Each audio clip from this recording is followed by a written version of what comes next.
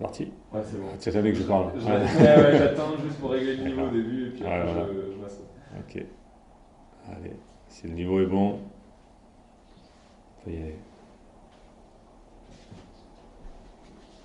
Ok.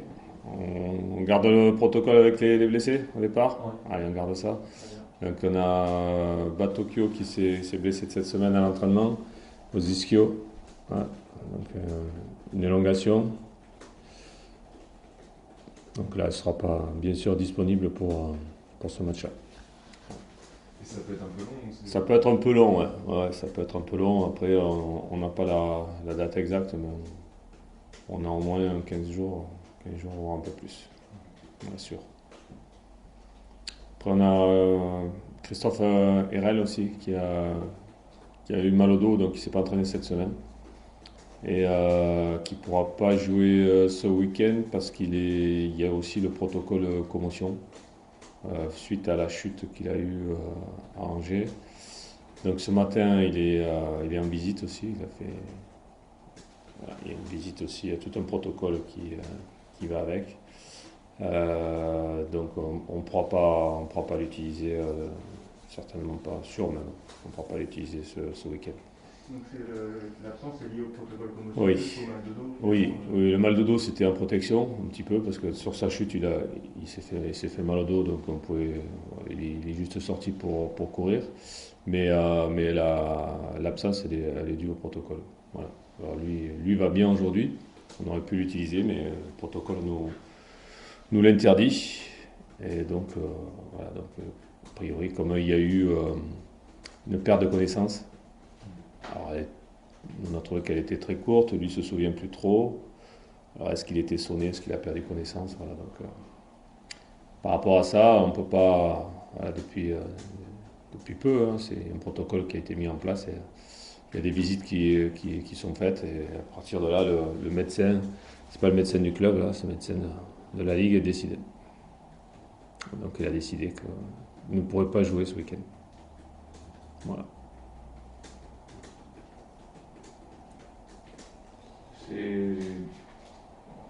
C'est embêtant Oui, pour vous, parce que ouais, c'est quelqu'un qui s'imposait. tout à fait. Ouais. Puis c'est embêtant parce qu'en fait, bien sûr, la santé prime, mais il a repris, il a fini le match, il n'a pas eu de maux de tête, il a rien de particulier. Effectivement, il a fait une mauvaise chute. Des fois, on a l'impression qu'il y a des coups qui sont un peu plus dangereux des fois, et là, voilà, on n'a pas senti que c'était vraiment, vraiment dangereux. Bon, la décision a été comme ça, on est obligé de se plier à cette décision-là, quoi. il n'a pas eu de maux de tête après. Non, il n'a jamais eu. Tout à l'heure, des nausées, des choses Non, comme non, ça, rien du tout, non, parce qu'on l'a suivi et tout. Bon, on repartait en bus, on a fait 4 heures de bus, on était avec lui et tout. Pas eu de plus, pas eu plus par rapport à ça, quoi. Ouais. Ça va t'obliger à recomposer encore une fois Ouais, ta défense. la Et après, défense. tu devrais prendre. Ouais, comme la dernière fois, il y a eu Brendan qui peut rentrer. Il y a Ludo aussi qui est rentré sur le dernier match aussi, quand on avait un peu des soucis derrière. Il y a ces options-là. T'as pas fait ton choix encore Non, non, non, non, sachant que j'ai encore 2 entraînements derrière là. Donc j'ai encore besoin de voir, d'observer, de discuter avec. On a la défense, vous êtes 20e défense Ouais. de Ligue 1. Quelles sont selon toi les solutions pour prendre moins de buts, d'autant plus que là vous avez joué une équipe qui en marque pas mal avec ouais. un des attaquants de l'équipe de France, Gagnélaire, qui C'est clair. laisse peu de place aux erreurs. Bon, de toute façon, la chose à faire déjà, c'est d'analyser toujours nos matchs et notamment nos buts. Et puis après, de bosser derrière, quoi. Donc, il n'y a pas d'autre solution. C'est bosser au niveau individuel, c'est bosser au niveau collectif, revoir les vidéos, approfondir un petit peu les commentaires là-dessus. Donc, ça ne peut être que ça. Après, on a vu un petit peu sur les coups de pied arrêtés aussi, si on pouvait rectifier encore des choses, parce que c'est là où aussi le bas blesse. Voilà, c'est surtout là, quoi. Après, il y a des moments aussi, on est un peu moins concentré. Voilà. Donc c'est dans ces moments-là qu'il faut être plus vigilant, encore plus, j'allais dire, plus collectif, plus groupé, plus compact, plus solide. Voilà. Sur ce début de saison, effectivement, c'est la défense qui nous gêne le plus. Après, bon, le fait que aussi on est, bon, il y a que 5 matchs, mais encore pas trouvé tout à fait l'équilibre. Il y a eu pas mal de changements, etc. Donc, on n'a pas trouvé notre vitesse de croisière encore. Voilà. C'est ce qu'il faut qu'on arrive à trouver pour avoir notre base défensive beaucoup plus solide. Est-ce que ça peut t'amener à un moment à bétonner avec tous les guillemets qu'on peut mettre un peu plus et à changer un peu le profil de l'équipe? Bétonner, ça veut dire que on peut rajouter des défenseurs. Il y a des équipes qui le font, ouais, avec plus ou moins de succès. Voilà, donc, je sais pas. De toute façon, il y a une réflexion toutes les semaines par rapport à ça. C'est une possibilité de rajouter un défenseur derrière si on voit que on est un petit peu trop juste. C'est pas mon idée première, mais bon, ça peut germer aussi là-dessus parce que c'est effectivement donc de prendre autant de buts, c'est un peu embêtant quoi. Ouais, même beaucoup. Sur les coups de pied arrêtés, tu les joues en zone. Oui. En mixte en fait, on est en mixte. C'est-à-dire qu'il y a des garçons qui sont en zone et d'autres garçons qui sont sur des marquages aussi. Quels avantages tu vois cette solution-là? Parce que contre Angers, on a vu le fait de jouer un peu en zone, ça a donné des duels parfois au niveau de la taille un peu déséquilibrés. Ouais. Je pense à une Diallo à un moment donné. Ouais, non mais en fait là c'est... Bon, je peux pas tout expliquer là parce que bon, voilà. Mais bon, en gros, il y a des garçons qui sont là pour freiner. C'est pour freiner certains garçons, voilà, qui sont en face. Ils sont pas spécialement sur du marquage. Il n'y avait pas Diallo, Pavlovic en marquage individuel. C'était plus un travail de freinage en fait, pour que des garçons comme Steve, etc., puissent derrière sortir le ballon, etc. Les garçons qui ont plus de jump, voilà, sont là aussi pour sortir les ballons sans être gênés sur marquage. Mais aujourd'hui, nous on étudie toutes les possibilités avec le staff. On est parti sur ce principe-là. On a vu que il y a encore pas mal de choses à bosser.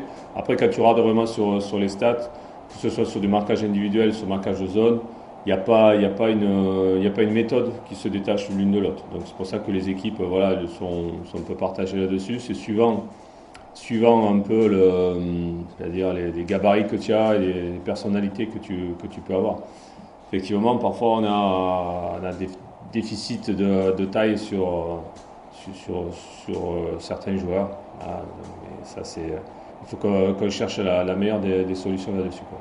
Mais moi, je pense que la première des choses sur le coup de pied arrêté, c'est vraiment de dégager un état d'esprit. Un état d'esprit qui, au niveau individuel, va venir renforcer le collectif. Là, si tu es vraiment déterminé à ne pas prendre de but, je pense qu'il y a des moyens pour y arriver. Il y a vraiment des moyens si tu es vraiment déterminé. Nous, c'est pour ça que je parlais de concentration tout à l'heure, c'est que parfois il manque un peu de concentration sur certaines phases, et petit relâchement, alors qu'on ne devrait pas avoir de relâchement là-dessus. Au contraire. Le fait que vous ayez pris tous vos buts dans la surface, si je dis pas de bêtises, ça reflète aussi cette question d'état d'esprit, d'aller au duel. Ça reflète ça ou pas?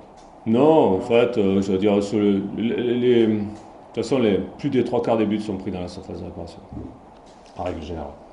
Donc le reste, c'est des frappes, etc.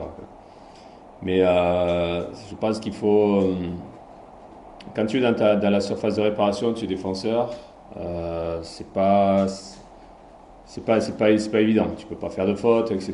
Donc c'est vraiment une question d'être présent, d'être vigilant, de ne pas se laisser attirer par le ballon, par la vision. Il y a tout un ensemble de choses qui fait que tu peux devenir un très très bon défenseur, juste par ton placement, vigilance, etc.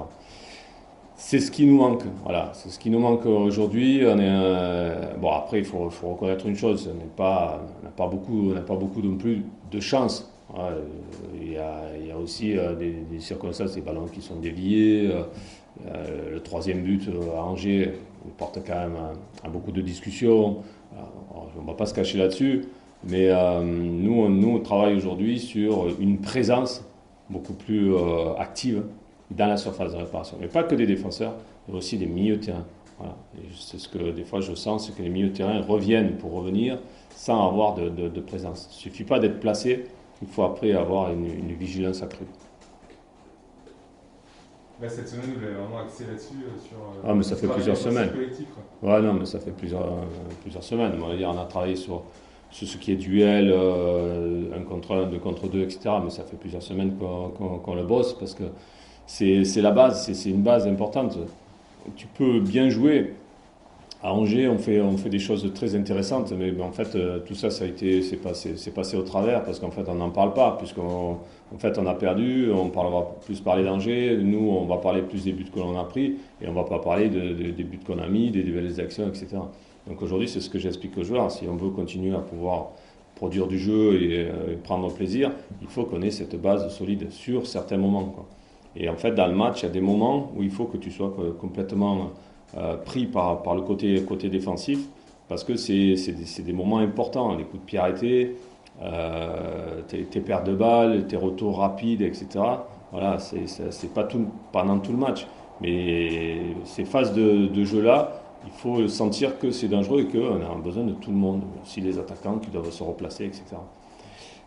Et encore, ce manque de présence est encore trop flagrant chez nous.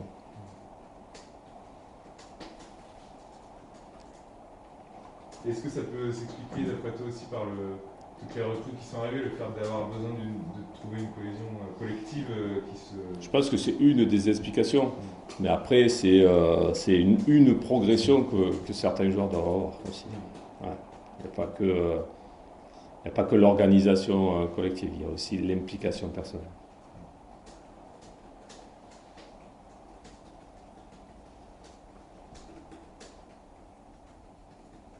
Et pour ce qui est d'Angers, justement, il y a les 2 buts qui viennent en 2 minutes, mais avant ça, il y a pas mal d'occasions aussi de faire le break, de tuer le match.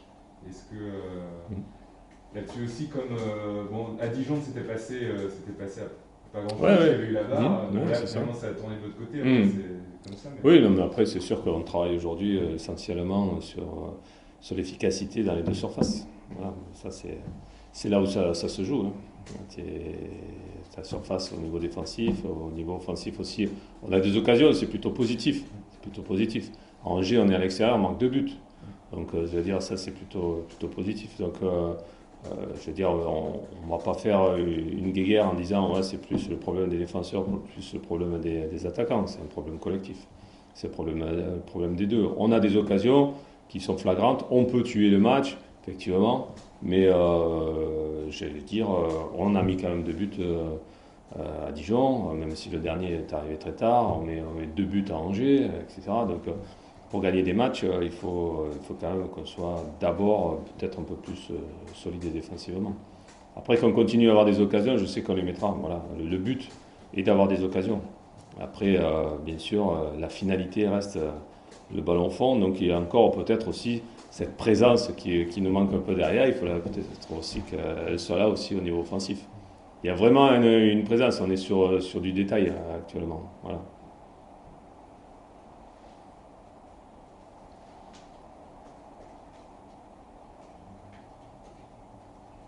Vous jouez de Monaco, une équipe où vous êtes allé chercher des joueurs, je pense à Fèvre notamment, des joueurs qui étaient en équipe réserve. Est-ce que les équipes réserves sont aujourd'hui, peut-être plus qu'avant, un vivier important à aller chercher Sur certaines équipes, oui.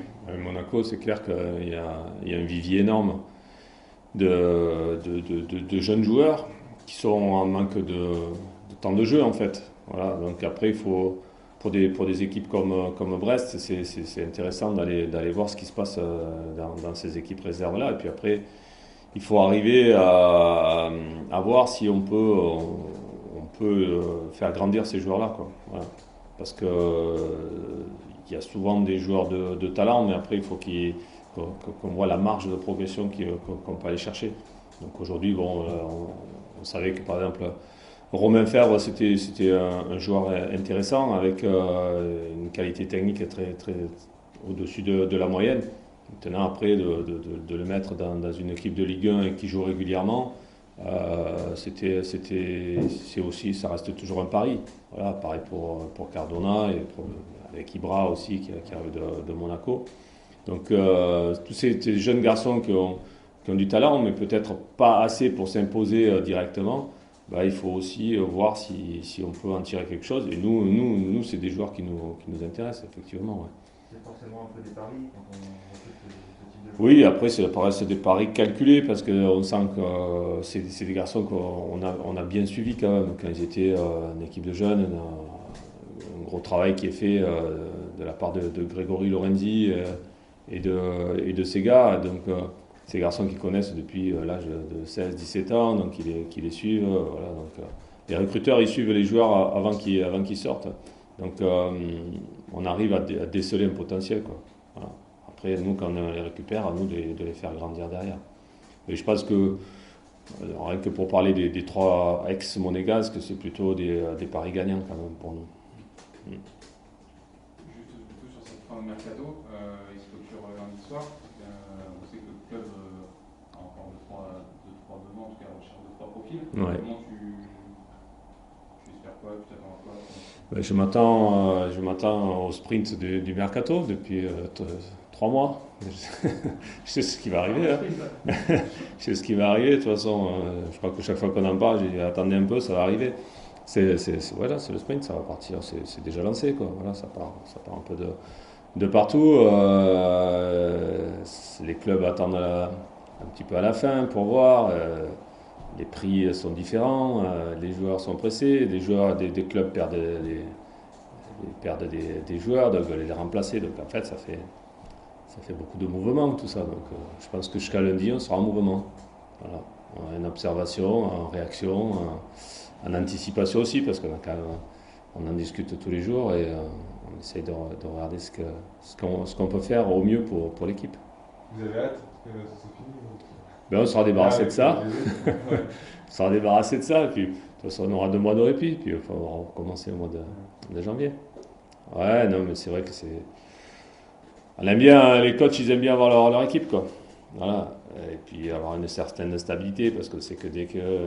Nous, on le voit bien, dès qu'il peut y avoir un petit déséquilibre, hop, ça part. Ça peut être important. On est vraiment sur les détails. Et là, c'est. Ça perturbe aussi certains joueurs. Voilà, donc, quand c'est fini, on arrive dans une période plus calme, voilà, plus sereine.